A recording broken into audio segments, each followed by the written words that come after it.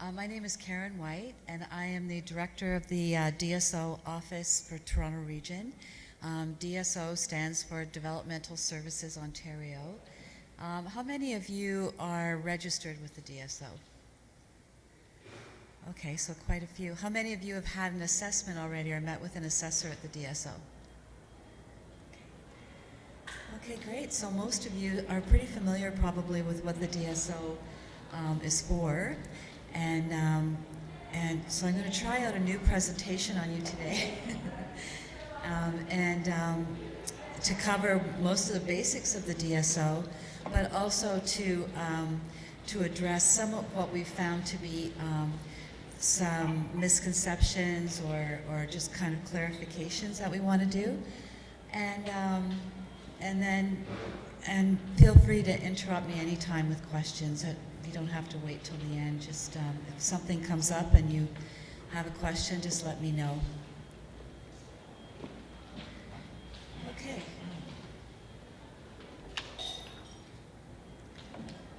So, every day we get a lot of phone calls at the DSO, and we've talked to a lot of you today. And we spend a lot of our time sort of providing some facts about what we do and correcting myths or ideas about us or the sector. The DSO is still relatively new. It started in 2011, so it's a really new way of for adults to access supports and services in our system.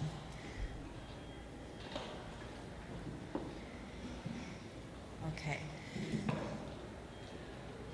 So, let's start. Is it a myth or a fact that the DSO is a single point of access for adults over 18 with a diagnosis of a developmental disability? That's an easy one.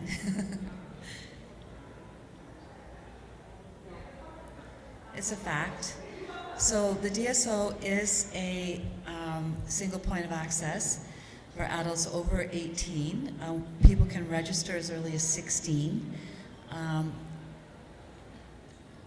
Before there was the DSO, there were 37 agencies in Toronto, so if somebody was graduating from school or turning 18 and entering the adult system, there was a lot of research and outreach to make sure that people were on the right list at the right agency for services, and often were on duplicate lists or multiple lists. So families for a long time were saying, we just want to call one number, we want to make sure that we're in the right place at the right time, and it's not about who you know or whether your timing. We just want to make sure that we're on a very clear path to move from children's services to adult services.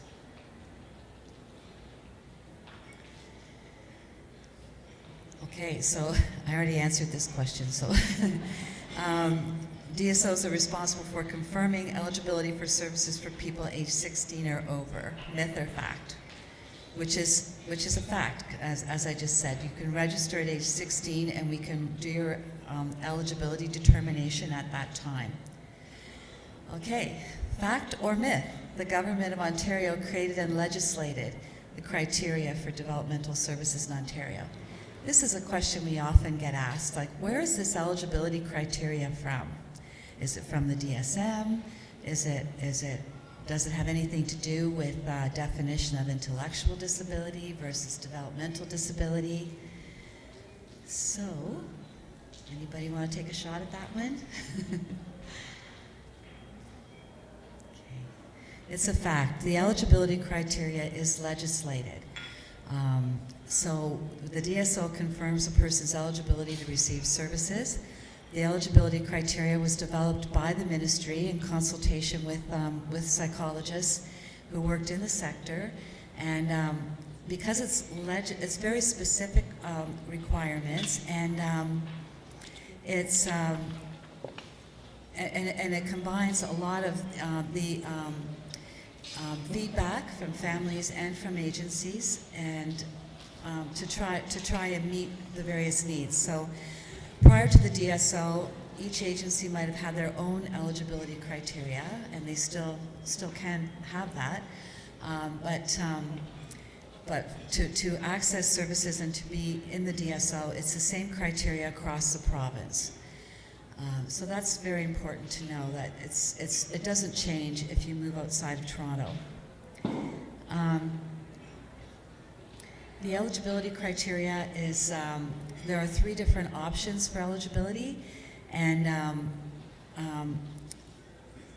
I can get into more detail about those, but since most of you have come through the DSO already, you became eligible at that time.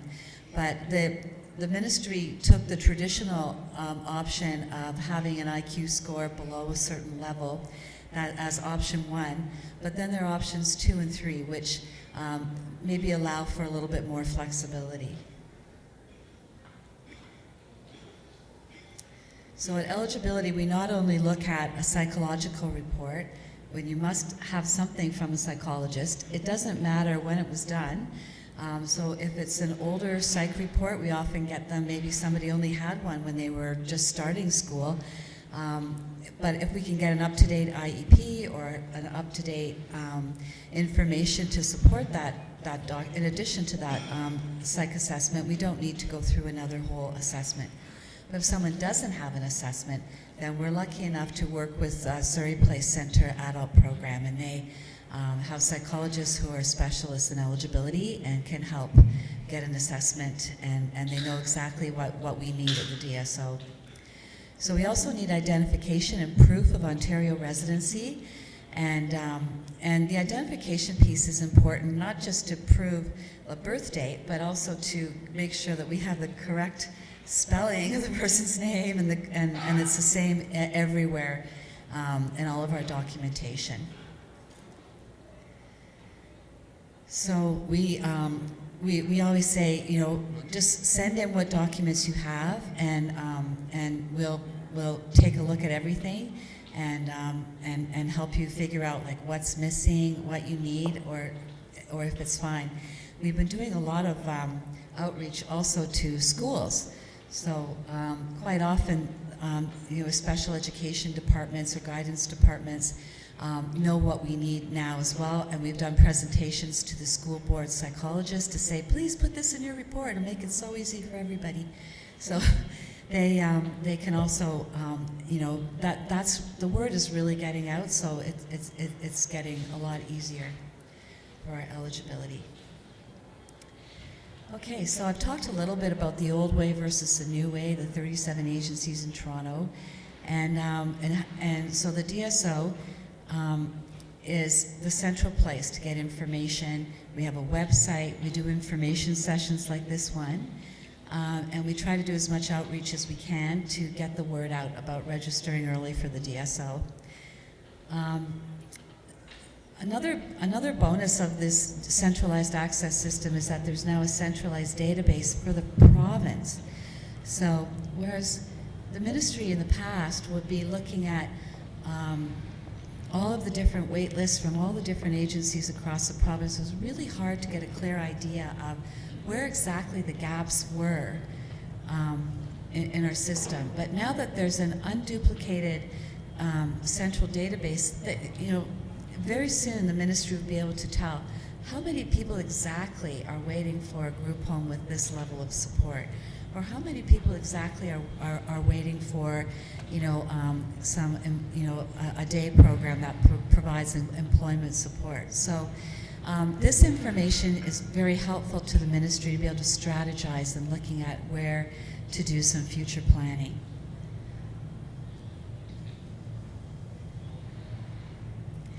So the role of the DSO, we provide information about adult developmental services. We provide information about funded and unfunded services. So we answer a lot of questions about what's available in my neighborhood. Are there any drop-in programs, right through to what's available in the whole city of Toronto. So our intake staff and our service navigators are very knowledgeable about what's out there.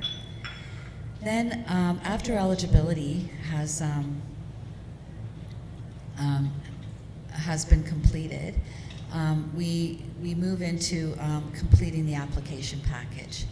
And I'll get into a few more details about that later, but that is really it gives us a lot of information about the individual and helps us create a very detailed profile in our database. Then once we have all that information, we match adults to available services and supports. Okay, so fact or myth? More about eligibility. There's a wait list for eligibility. Myth. If you have all your documents, we can do your eligibility right away. So there's no wait if we have all the information we need, and if we don't, we'll let you know what we need, and if we can get it, as soon as we get it, we can confirm it. The eligibility decision is final. Fact or myth? Myth. We do have a review process, so if you receive a decision of ineligible, you can request a review of the eligibility decision. So in that case, you may want to provide more documentation. So if you have the same documentation, we're probably going to come up with the same result. But if you have some new information, or sometimes even just writing a letter, really being clear and specific about challenges,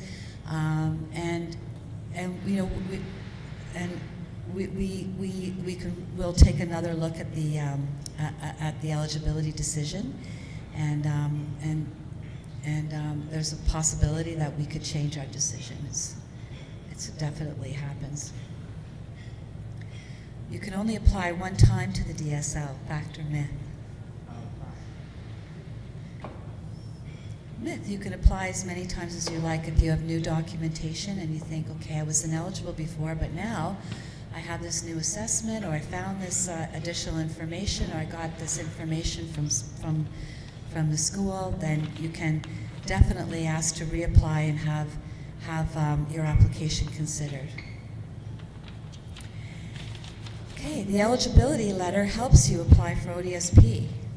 Fact or myth? Fact. So that's something relatively new. It's just been over a year, and it's if you keep your eligibility letter and bring it with you to the ODSP office, you don't have to prove developmental disability twice. So you don't have to do it once for the DSO, then once for ODSP.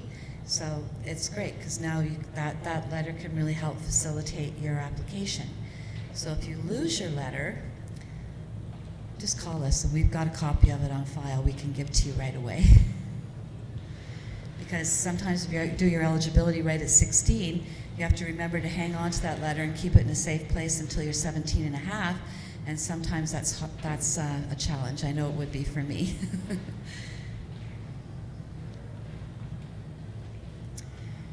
Okay, so the application package, I talked a little bit about that, and there are two parts to that application. One is called the Application for Developmental Services and Supports, or the ADSS, and the Supports Intensity Scale, which is the SIS. And sometimes I've heard it called, the assessment package, the application package, the intake meetings, the DSO meetings, but this is essentially what it is. It's 2 meetings arranged by the DSO assessor, and it's the first one is really an interview to really talk about what kind of supports do you have, what do you think you need, hopes, dreams, needs, future plans, and then the SIS really gets more specific, looking at specific skills and what kind of support, a level of support that person needs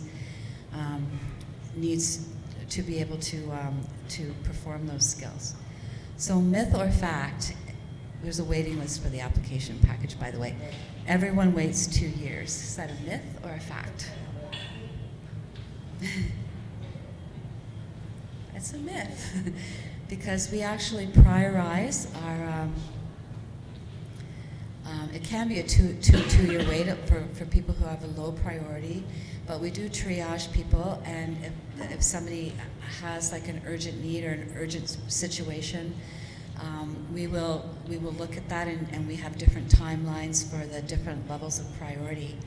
So every year we get about 800 new people coming through the DSO, and every year we complete about 1,200 applications. So we're always chipping away at our wait list, but it's a pretty busy place. So registering at 16 can be a good idea, because if you do have to wait a longer time, at least your application is in place. Oh.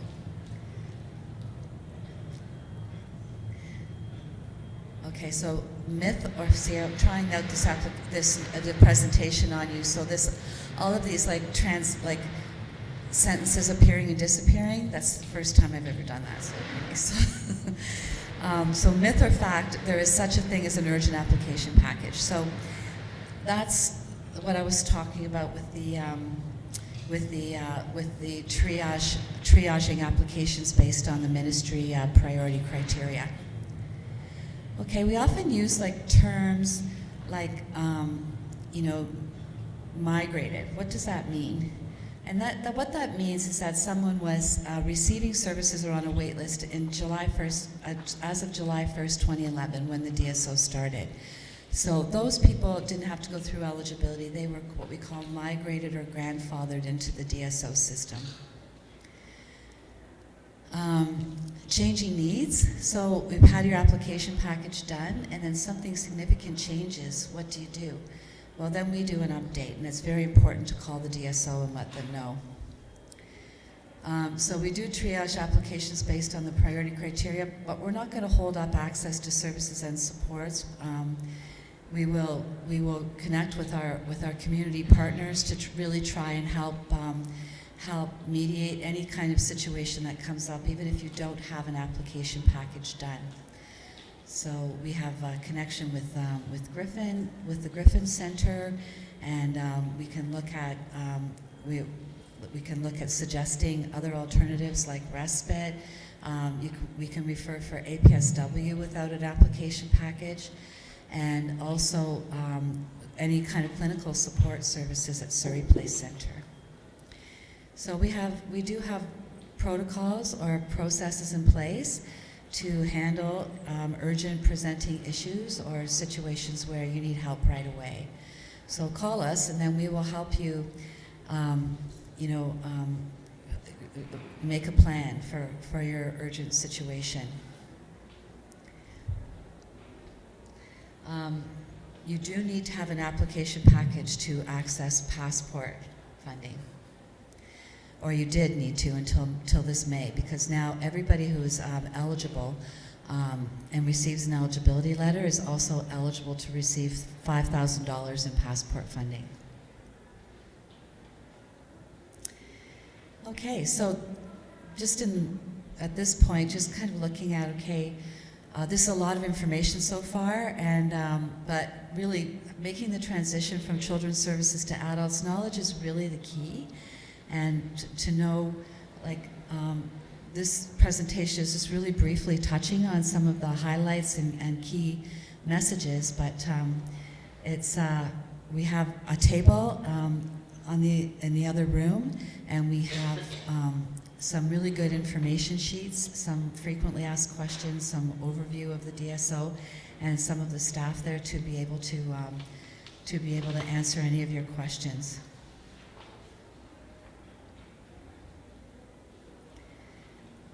So let's go back to some more fun myth or fact. Okay, so this is a lot of words, so sorry about that. Myth or fact, our wait lists are based on the amount of time you have waited. This is a big myth, and this is something that families often call and say, oh, I've been waiting for 20 years for a group home so far. Well, the community needs list, which is what we use in partnership with the DSO at this point, and that's been in existence since the early 2000s, and we work together to match people with available sort of residential resources. So it's not based on the amount of time that you have waited.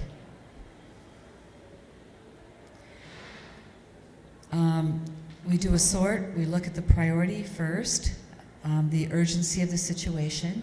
Then we move on to fit. We work with agencies and families together to find the best match. So sometimes this can take time, and sometimes we need to go through several people and several matches first before we find a good fit.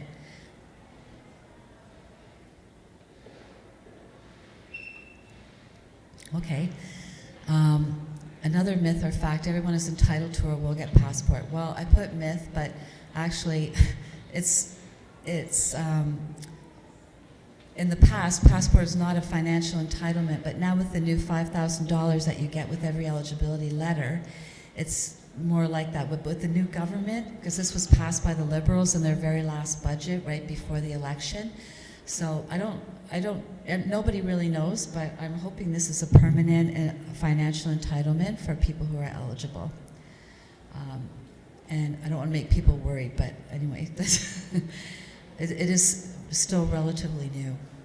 But ODSP is definitely a financial entitlement, and it's important that people know to apply at 17 and a half. Myth or fact that we look at these sector legislation is not just about eligibility and not just about your work with the DSO, but it's also primarily about inclusion. So when we look at all of these different processes and requirements of the DSO, it really feels like so administrative, and it feels like it's like almost like a business, but it isn't. We're really people at the other end of the phone who are really looking at promoting inclusion and moving forward with that goal. And then myth or fact, the DSO is your first point of contact for urgent response and temporary supports. Yes, it is. We have a Directive 6, which is part of the legislation, which means that if something comes up where you need temporary help or it's urgent response, the DSO will work with the Griffin Community Support Network, which is the GCSN acronym, and but you have to call the DSO first. You can't go directly to Griffin. Okay, so ministry services, ministry-funded services include the following list. And I did mention before that there are some you need an application package to be matched to, which is residential services and supports or community participation. But there are others that you don't need the application package first, which is respite, specialized services, APSW. But the DSO is the only way to match to a funded service in Ontario, no matter what region you're in. The waitlist can be long, and it can be a bit frustrating, but call the DSO while you wait, and we can help to direct you to some. Into my screen, I lost my screen. It's not a very interesting slide anyway. It just says waiting on it. And my last slide, which is good. Was just our contact info. So while you're waiting, we would recommend that you look at connectability.ca, and they also have a table in the next room, but they have a great website, and they have a lot of fee-for-service and local information on there, a lot of great information. Connect or reconnect with respiteservices.com. 211, we have a partnership with 211 at the DSO, so if you call after hours or on the weekend, 211 can help give you some information, but they will send us an email, so we get it first thing Monday morning. So it's really great, so you can talk to a person and make sure you've told them your story, or you ask them your question, and then we can get the information right away. And also just connect with agencies that sound interesting to you, because some of them have a membership, like Community Living has a membership, and then you get on their email list and you find out about all of the events and activities and resources that are taking place with that agency. It helps you just stay really connected to the sector. There's a lot going on, and there are like parent support groups, family support groups. The Victoria Hub is really great. So there's always a lot going on, and this is a way to ensure that you're always in the loop. If there are mental health needs or a dual diagnosis, you can still call the DSO. People with a dual diagnosis definitely could be eligible for the DSO if they have a developmental disability. And we can also give you other suggestions of places to access. Look into your ODSP. Make sure you know what it covers and what it doesn't cover. And that's just changed recently, so also in the last budget. So there could be some more support there than you think. And also Passport. It's also good to know what they cover and they don't cover. And this Passport staff are really helpful with that. So that's the end of my presentation. Does anybody have any questions? Yep. I have a question on that passport. Hold on just a second. First of all, I want to thank you very much for your presentation. This is great, this DSO putting all these groups together, all these tables we go out here. It's mind-boggling for us to wiggle our way through and know who does what and so forth. I think this is a good attempt to consolidate everything. The question on this passport, I understand under the new legislation, it's $5,000, but it's just not going to be, if someone receives this, I don't want to use a wrong term, not a grant, but let's call it a grant for purposes. You won't just receive $5,000. I understand you have to submit receipts if the particular expenditure is approved, whether it's a course of something that's for your betterment, then you submit the receipts. It's approved first, and then you submit the receipts as you receive them. Is that correct? I'm hearing two things here. So even though there's a $5,000 passport allocation for people who are eligible for the DSO with an eligibility letter, once you have the application package done, that whole package is mapped by the passport office, and the funding amount could change. It's not going to go below $5,000, but it can increase. So it's not just $5,000 a year for everybody. It can be varying amounts depending on the person's needs.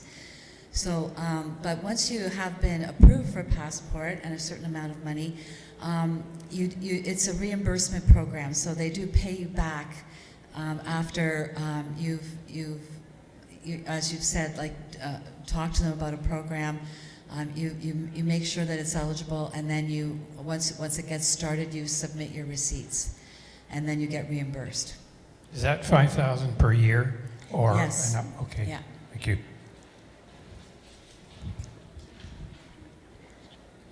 Yes.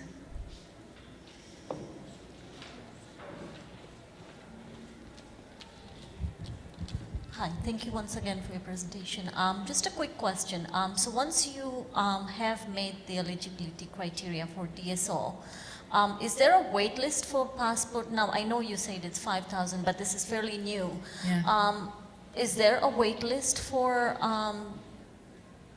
people to then get the passport funding? And if so, how long is the wait list? Well, I don't think there's like a formal wait list. It's just really the passport office working through all the thousands of people who they now have to connect with the 5,000. So they divided it up into like different groups. So people who are receiving less than $5,000 received a top up, and that was the first group that they looked at. And then the second group is the people coming through with new eligibility letters, and the people who had received an eligibility letter and were waiting for the application package. So those are the groups that Passport is working on. But they have to do them one at a time, so it is taking them a little longer. I really don't know. There is a Passport table. They might be able to give you a better timeline. Yeah, so you can check with them. I really don't know because our passport office is in another agency. So once you have eligibility, is there something called a passport office or passport funding place that you have to go to, or is it just automatically? They'll send you a letter usually to notify you, and we forward them your contact information with the so they can access that, and then they'll send you a letter to notify you.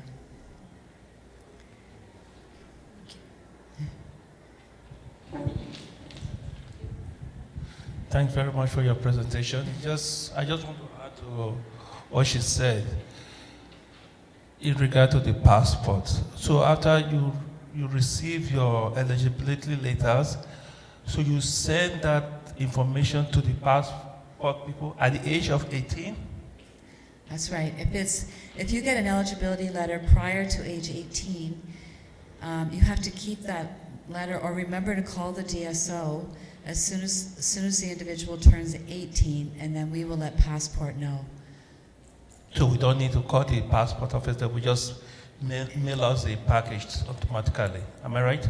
Well, not if you're under 18. No, if you're 18 at that If you're time. 18, it's automatic, yeah. Okay, thank you. Yeah. Yeah. Yes?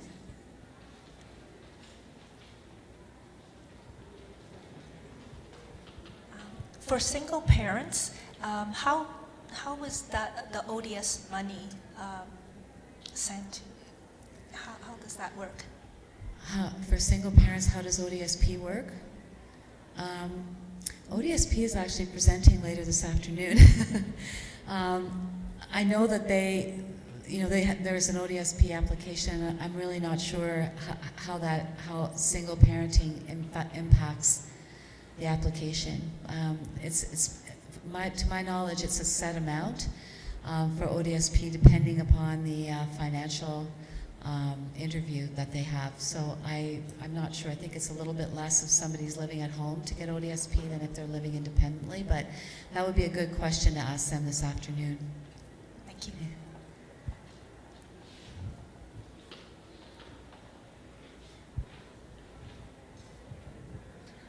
My daughter is turning into 18 this year, and I remember we applied ODS last year, but I'm not sure if I receive mail eligibility or not. So how would I find out? Just give us a call at the DSO and ask to get another copy of your eligibility letter, and we can mail it out to you right away.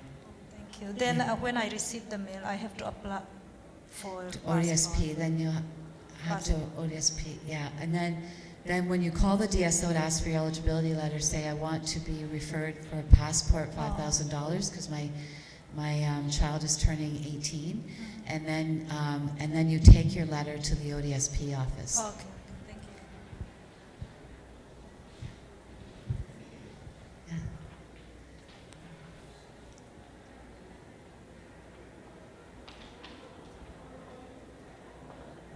Thank you so much for your presentation. I just want to know that passport funding is depend upon the parents' income, or it's just the Passport funding? Yeah. I'm not sure. I don't think so, but I don't know. But they do have a table there. They might be able to answer that question. Okay. We don't know exactly how Passport maps the application package to determine a level of funding for people, and it's good that we don't know, because we don't want to have it in the back of our mind, like, oh, if they say yes to this question, they'll get more or less money, just in case we start, like, being a little bit biased, which we would never do. Okay. But it's really kept separately, that piece from the Yeah, DSO. because my son is young, he's 11, but I get EST, and then it all depends upon parent income. Yeah. So that's why I'm just asking, Right. Yeah. All right. I don't think so, but I No. would confirm with the Passport staff who are here today. All right, thanks.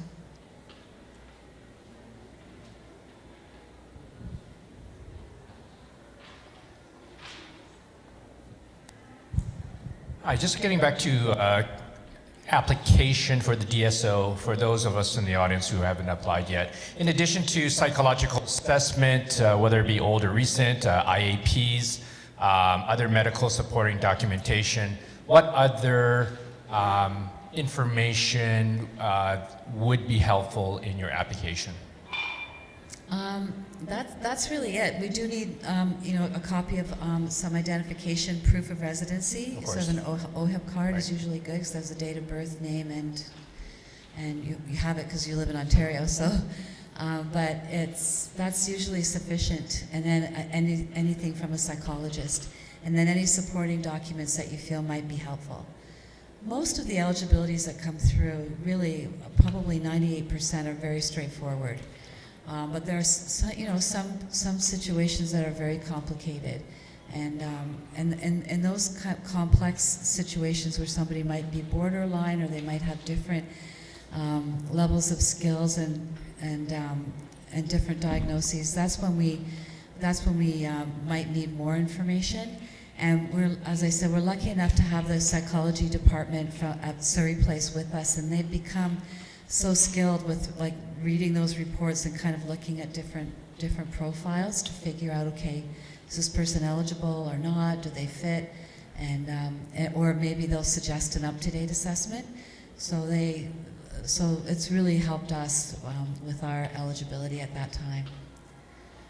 So just to recap then, in terms of if a parent has a child who is already diagnosed with DD or MID in some cases, Right. and the evidence is quite clear, some more supporting documentation from the psychologist, IAPs, et cetera, is quite there. Being a government agency, resource staffing, not necessarily more is better in your case then. I mean, try to keep it more clear and concise, stick to the point, this is the facts, and you can make your department will make the decision at that time. Yep. Okay. And if we say to you, if you get the letter saying ineligible, then you can kind of call and say, okay, I also have this report and this report. Should I send it in? Or maybe that one was too out of date. Maybe we should do an up-to-date one. And we can kind of have a brainstorm about that. Okay, very good. Thank you. Yeah. I wanted to thank Karen. Unfortunately, we're going to have to wrap it up because we have to get ready for another session. There is the DSO table out at the display tables for further questions. I just wanted to thank Karen for presenting today and thank everyone for coming out. We have surveys on the chair. We really want to be responsive to your feedback to help better future fairs. So if you don't mind filling those out on the way out. And again, there is the DSO table outside where the display tables are. So any questions you might think of when you leave, you can go there and ask them. So thank you very much, and thanks, Karen. Thank you very much. Good questions.